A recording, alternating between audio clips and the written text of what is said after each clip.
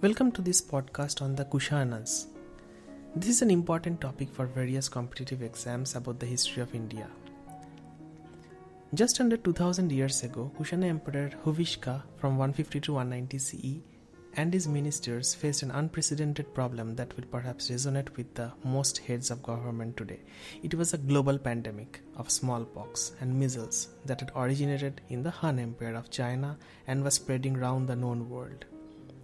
Like today, the worst affected areas were the Han Empire in China, the Roman Empire, and the Parthian Empire, Iran, as a result of international travelers and businessmen contracting and carrying it along the Silk Road. And then the pandemic arrived in the great Kushana Empire that lay right in the middle of the three. Unlike today, closing international borders and enforcing a strict lockdown was not an option available to Emperor Huvishka and his ministers. All they could do was pray to a divine power whom they believed would save them, Hariti, the goddess of smallpox. The sheer number of Kushana-style Hariti sculptures found in the northwestern regions of the Indian subcontinent, dating to the reign of Emperor Huvishka, reflects the rising levels of anxiety during this pandemic. Known as the Antonine Plague of 165 to 180 CE, after the Roman Empire whose life it claimed, the pandemic was deadly. Over 15 years, it wiped out almost a quarter of the population in the Roman and the Han empires. International trade collapsed and all the great powers of the time, the Romans, Huns, Parthians, Kushanas, and Satavahanas, were weakened. While these empires lingered on for another century or two, the world would never be the same. While multiculturalism and globalization are buzzwords today, the Kushanas practically embodied these terms 2000 years ago. What else would you call a dynasty whose kingdom stretched from the frontiers of China to Mathura and beyond in the Indo-Gangetic plains, who lived in Greek-style cities, patronized Buddhism, Zoroastrianism, and Vedic deities, and called themselves Kaisara, Caesar, and Devaputra, son of God? The Empire of the Kushanas also marked a golden age in cultural and economic prosperity in Central Asia and Northwest India that would remain unparalleled for a long time to come. The noted historian Craig Benjamin in his book Empires of Ancient Eurasia called the Kushana Empire the golden age of ancient Central Asia. Surprisingly, and quite unfortunately, the Kushanas did not leave behind any official histories or great texts, and as a result, the history of the dynasty has had to be painstakingly but put together by scholars based on Indian, Roman, Greek, Persian, and Chinese sources, as well as hoards and finds discovered in the most unlikely places. Let's see the mummies of the Tarim Basin, for example. The Kushanas have their roots in a series of migrations of the Yuezhi people, who in turn can be traced to an ancient tribe that settled in the modern-day Xinjiang region of China about 5,000 years ago. The earliest evidence of this migration was uncovered during the Cultural Revolution in China. In the mid-1960s and early 70s, Chinese archaeologists unearthed a large number of mummies in the Tarim Basin of the Xinjiang province, dating from 1800 BCE to 1st century BCE. News of their discovery created a sensation around the world because the mummies looked European. These were the remains of people who had been tall and markedly Caucasian, with blonde hair and sharp features. Mitochondrial DNA analysis and further excavation revealed them to be early Indo-Europeans who had spoken the now extinct Tokharian languages. Chinese texts from the 1st millennium BCE speak of white people with long hair who lived on the northeastern frontier of China, and from whom the Chinese bought jade. The noted historian Victor H. Mayer in his research paper Ancient Mummies of the Tarim Basin 1995 stated, "The new finds are also forcing a re-examination of old Chinese books that describe historical or legendary figures of great height with deep-set blue or green eyes, long noses, full beards, and red or blonde hair. Scholars have traditionally scoffed at these accounts, but it now seems that they may be accurate." By 645 BCE, Chinese accounts referred to these tribes as the Yuezhi because they supplied jade from the Yuezhi mountains in north-central China. Around 175 BCE, the great tribal confederation of nomads called Xingnao defeated the Yuezhi and forced them to migrate out of the Gangshu region and head towards Central Asia. As the Yuezhi moved east, they defeated the Indo-Scythians or Sakas, forcing them to move towards Bactria. By 100 BCE, the Yuezhi had pushed east once again, defeated the Sakas and taken over the region of Bactria. The Sakas were forced south towards Mathura, thereby ending the rule of the Indo-Greek kings. And the Yuezhi became masters of the Silk Route that passed through Bactria. Let's see the rise of the empire. According to the 5th century chronicle of the Han dynasty Hou Hanshu, the Yuezhi divided Bactria into 5 chiefdoms, one of which was called Guishang or Guishan. The Hou Hanshu further states, more than 100 years after this, the Yuezhi migration, the Hihu tribal chief of Guishang called Qi Kyo attacked the 4 other Hihu. He styled himself king. The name of his kingdom was Guishang. He invaded Ansi Parthia and seized the territory of Kaufu, Kabul. Moreover, he triumphed over Puta, Gandhara and Kipin, Kashmir, and entirely possessed those kingdoms. Kyo was none other than Kujula Kadphises, 60 to 80 CE, the founder of the dynasty that would be known as Guishang to the Chinese and Kushanas to the Western world. Kujula Kadphises ruled in the 1st century CE and was a contemporary of the Indo-Parthian king Gondophares. Over time, he conquered the tiny Indo-Greek and Saka principalities that had survived in northwestern India and laid the foundations of the Kushana Empire. Kujula Kadphises conquered the bowl-shaped basin on the northwestern frontier of India known as Gandhara and established his capital in the city of Taxila Sirkap in the modern-day Rawalpindi district of Pakistan. The ancient city had served as the capital to the Indo-Greek as well as Saka rulers. During archaeological excavations in the Taxila region carried out by Sir John Marshall from 1913 to 1934, 2,633 coins of the Kushana emperors were recovered. Most of them, around 2,518, belonged to the Kujula Kadphises. Interestingly, many of these coins have the Greek god Zeus on one face and Buddha on the other, perhaps an indication of how readily the Kushanas adapted to the territories they conquered. With the conquest of the Indo-Greek cities of Bactria and Gandhara, the Kushanas were no longer mere tribal chiefs. They were now emperors and masters of the Silk Route, the commercial and cultural superhighway that connected Han China and India with Parthia and Rome. Kujula Kadphises was Kanishka's great-grandfather and was succeeded by Bhima Taktu, 81 to 100 CE, Kanishka's grandfather, and then by Bhima Kadphises, 101 to 127, Kanishka's father. It was Bhima Kadphises who wrested Mathura from the Scythian satraps and expanded the empire into the heartland of India. He was the first Kushana Empire to introduce gold coinage, thanks to the immense wealth generated by the trade along the Silk Route. The Masters of the Silk Route. Professor Jinru Liu of the College of New Jersey, who has studied the Kushanas for 4 decades, explains how they managed to build this vast empire through cultural assimilation in her book, The Silk Road in World History. Originally Varian nomads, they had become rulers of a highly cultured and complex society. The sheer diversity within the cities of the empire that stretched from Turkmenistan to India and the vast volumes of international trade that passed through their domains meant that the Kushanas had to patronize many different languages and scripts and accommodate different religious practices. Professor Liu writes, the Kushana kings did not create a typical agricultural empire with a strong bureaucracy to control every aspect of life. Their administration did not even reach the village level to collect a tax from farmers. They relied on existing local institutions such as caste hierarchies, traders' guilds, and religious organizations to manage daily affairs. They also adopted parts of the political and cultural legacies of former rulers of the regions they now dominated, including the Persians, Greeks, Parthians, and Sakas. For example, when the Kushanas conquered the former Greek cities of Ai-Khanum in present Afghanistan and Taxila Sirkap, they simply adapted the grand and opulent Greek temples and palaces for their own use.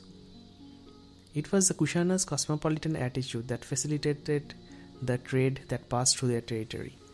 A good example can be seen in their coins. The Kushana coins were based on those minted by their largest trading partner, the Roman Empire. These coins have a remarkable resemblance to the aureus, a Roman gold coin. The Kushana coins bore images of Kushana kings as well as numerous deities, including the Sumerian goddess Nana, the Persian gods Oado and Atash, the Hindu gods Vasudeva and Shiva, and the Buddha. There were as many as 23 diverse gods and goddesses on Kushana coinage. The titles of the Kushana kings inscribed on the coins in various languages included Shenansha, Devaputra, and Maharaja Rajatiraja. Mes Ainak, the industrial center of the Kushana Empire. About 2000 years ago, Mes Ainak was one of the most important centers on the Silk Route and the richest region in the Kushana Empire. Mes Ainak means heel of copper in local Dari language, and buried here are the largest deposits of copper in Asia. Excavations have revealed remains of a great Kushana industrial township, quite like what Jamshedpur is to India or Pittsburgh to the United States. It was from here that the copper was exported to China and Rome. Located in Mes Ainak Valley are 19 separate archaeological sites including 2 small forts, a citadel, 4 fortified monasteries, several Buddhist stupas and a Zoroastrian fire temple, as well as ancient copper workings, smelting workshops, a mint and miners' habitations. The wealthy copper merchants who lived and traded here seem to have liberally endowed vast monastic complexes and stupas, as can be seen from the more than 400 statues and vast number of other Buddhist artifacts found here. There's a strange and tangential 21st century link. A remote barren site in Afghanistan's Logar province, an hour's drive south of Kabul, Mes Ainak is best known as the notorious site of the Al-Qaeda training camp where 4 of the hijackers involved in the 9/11 attacks on New York trained. 2 other great Kushana cities were Bamiyan and Bagram. Western scholars call Bamiyan the New York to Mes Ainak's Pittsburgh, a financial hub that supported the industrial township. Known more for the great 6th century Bamiyan Buddhas destroyed by the Taliban, this was once a massive trading center and a hub where Silk Route caravans halted. Bagram, known today for being home to the largest US airbase in Afghanistan, was once the summer capital of the Kushana Empire. The remains of a Kushana palace were found here in the 1930s, along with a trove of artifacts known as the Bagram ivories. These include over 1,000 decorative plaques, small figures, and inlays carved from ivory and bone, which indicate an ancient trade in luxury goods to and through the Kushana Empire. The inscriptions in an Afghan village. About 270 km north of Kabul, in the Baghlan province of Afghanistan, is a small village called Robatak. It stands desolate following a horrific massacre of its inhabitants by the Taliban in May 2000. But 7 years earlier, it was here that one of the most significant finds relating to the Kushana dynasty was made. In 1993, the Afghan Mujahideen, while digging a trench on a nearby hillock, stumbled upon an inscription and some historical artifacts. The inscription was photographed by a local British aid worker and the photo sent to the British Museum. Deciphered by the language historian Nicholas Sims Williams, it was found to be in the Bactrian and Greek script from the time of the Kushana Emperor Kanishka, 128 to 150 CE, and proclaimed, "In the year 1, it has been proclaimed unto India, unto the whole of the realm of the Kshatriyas, that as for them, both the city of and the city of Saketa, Ayodhya, and the city of Kausambi near Allahabad, and the city of Pataliputra, Patna, as far as the city of Srikampa in Bhagalpur, Bihar, whatever rulers and other important persons they might have, he had submitted to his will, and he had submitted all India to his will." This suggests that the Kushana Empire under Kanishka extended all the way from the frontiers of the Caspian Sea to the city of Pataliputra in Bihar. Was Emperor Kanishka exaggerating? Perhaps not. In Uttar Pradesh, UP alone, there have been 70 excavated sites and 711 explored sites that have yielded Kushana era artifacts. Large-scale excavations conducted at Kaushambi by the University of Allahabad under archaeologist G.R. Sharma in the 1970s revealed evidence of a well-planned, prosperous city dating to the 2nd century CE, and evidence that the city had been under Kushana rule. Among other artifacts found here were huge hoards of Kushana coins as well as 4 Kushana inscriptions and a seal bearing the legend "In service of Maharaja Rajadiraja Devaputra Kanishka." The 5th century Chinese text Fu Fa Sang Yan Yuan Chuan, History of Buddha's Successors, talks of Emperor Kanishka's conquest of Pataliputra, during which he is said to have acquired the Buddha's begging bowl. The influence of the Kushanas in the Gangetic plain can be gauged from the fact that hoards of Kushana coins and artifacts have also been found in the remote Rautahat district of Nepal, just across the border from Motihari in Bihar. About 2,300 km northwest of Kaushambi, in the ancient city of Merv in Turkmenistan, archaeologists have found similar Kushana era coins. This indicates the sheer scale and power of the empire that the once nomadic Kushanas had established. About 4,300 km east of the Kushana stronghold in Taxila Sirkap in the Jiangsu province on the eastern edges of China is a hill called Mount Kongwangshan, which has a number of images of the Buddha carved on its cliffs. Highlighting the significance of these images, Professor Liu explains, 2 small standing images of the Buddha strikingly similar to the Buddha on a Kushana coin issued by Kanishka. Both on the coin and at Liangyonggang, he is shown wearing a knee-length, step-style robe and with his feet pointing outward. In other words, these are Kushana Buddhas. The worshippers also look like Kushanas, with their conical hats and equestrian robes. Perhaps there is no better example of the soft power of the Kushana Empire. Devaputra Kanishka and the transformation of Buddhism. It was under the reign of Kanishka that Buddhism spread from India to large parts of Central Asia and China, making the emperor immortal in Buddhist lore. In many Buddhist texts such as the Sridharma Pitaka Nidana Sutra, the Buddha himself is said to have foretold that a king named Kanishka would rule several centuries later and build great stupas. To understand the significance of the Kushanas to the spread of Buddhism, it is important to understand a fundamental transformation in Buddhist teachings that took place at this time, the rise of Mahayana Buddhism. During the early days of Buddhism, the teachings were simple and focused on breaking the cycle of rebirth to achieve nirvana. The Buddhist establishment of the Sangha was dependent on patronage from wealthy merchants, which in turn brought the merchants prestige. But as international trade and commerce expanded under the Kushanas and Buddhism began to spread to newer areas, it faced a peculiar problem. Concepts like nirvana and rebirth were Indic, and it was difficult for people elsewhere to understand them. Traders, accustomed to material transactions, found little sense in the idea of eliminating material desire. For Buddhism to take root in newer areas, the Buddha had to transform from a philosopher into a god. In the newer Mahayana form of Buddhism, people could make donations and pray to images of the Buddha and gain religious merit. This helped Buddhism take root in far corners of Asia. With traders and businessmen making large donations, the Buddhist monasteries transformed into huge commercial establishments, engaging in trade, investment, even manufacturing, in addition to the main goal of promoting Buddhism. Professor Liu explains that the relationship between the traders and Buddhist establishments was mutually beneficial.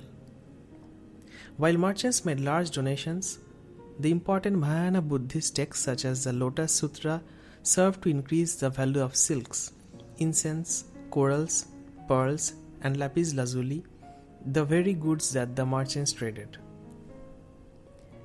While earlier Buddhist texts spoke of donations of rice or bread to monasteries, Kushana era texts specify silks, gold, silver, lapis lazuli, crystal, pearls, and red coral. As the images of Buddha proliferated across the Kushana Empire, two distinct schools of art also emerged at the same time: the Gandharan school of art and the Mathura school of art.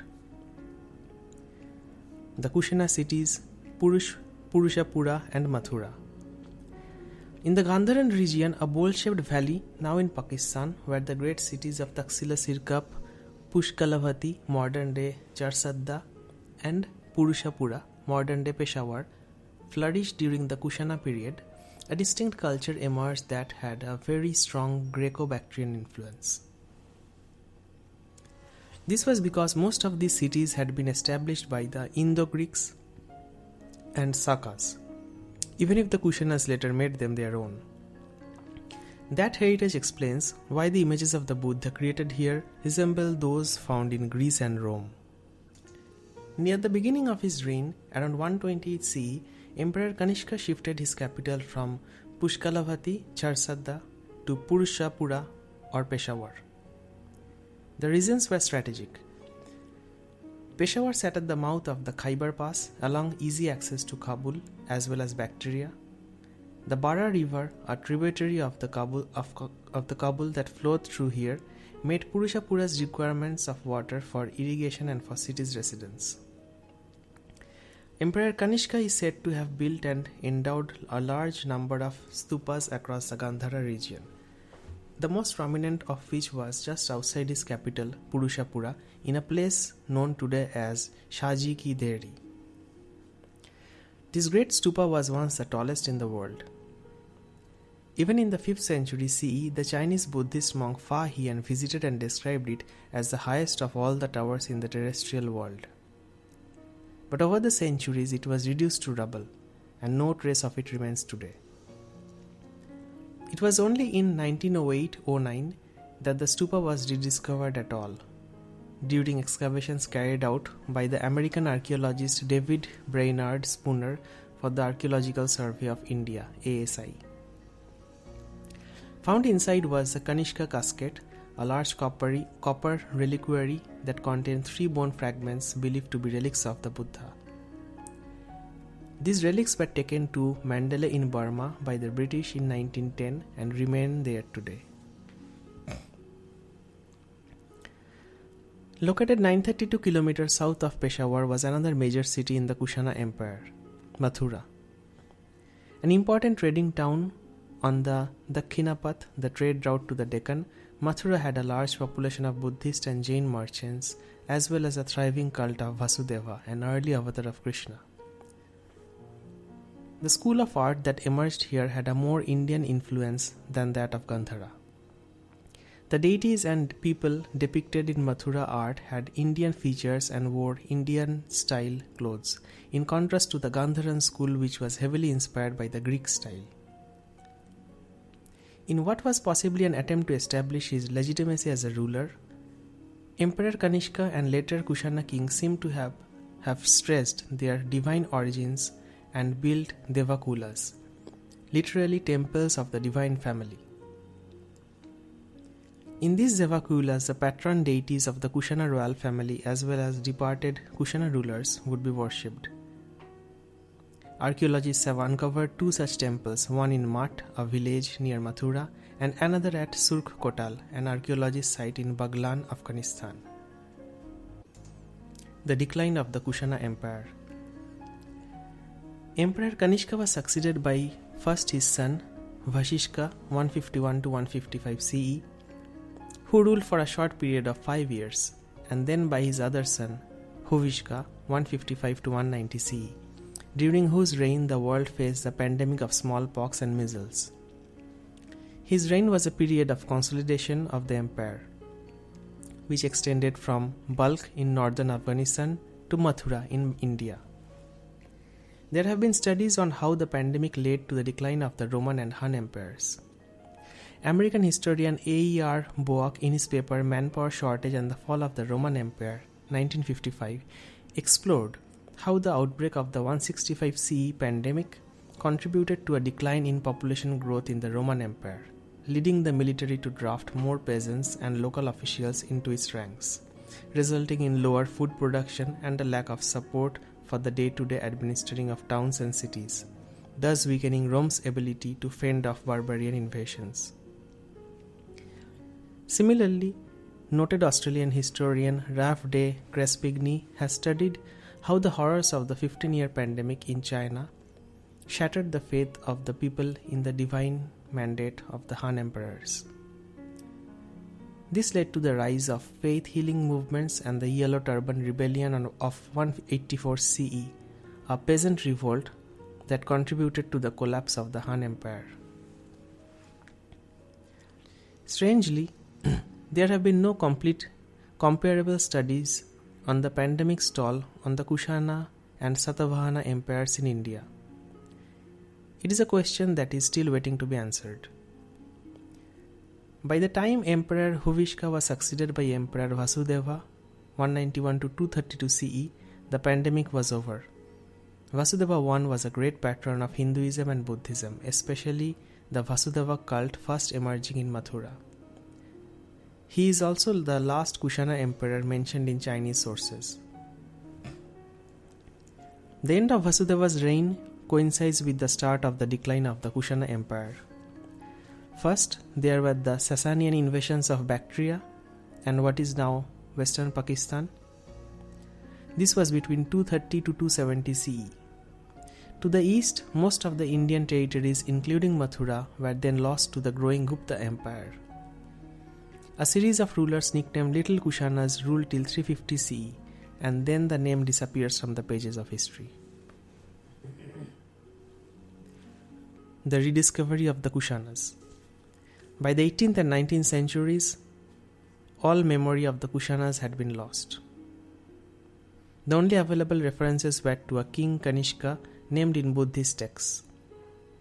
It was a great game of the 19th century in which the British and Russian Empire sought to reassert their power in Central Asia, which led to the rediscovery of the empire. During this time, a large number of European explorers, spies, and adventurers traveled across Central Asia, tracing the footsteps of Alexander the Great. They came across a number of coins and artifacts of an unknown dynasty. Coin by coin, inscription by inscription, historians and archaeologists piece the picture together to recreate the tale of the Kushanas and their grand empire. How big was it really? How did it fall? The search for answers to these questions continues to this day. Thank you very much for listening on this beautiful article on the Kushanas.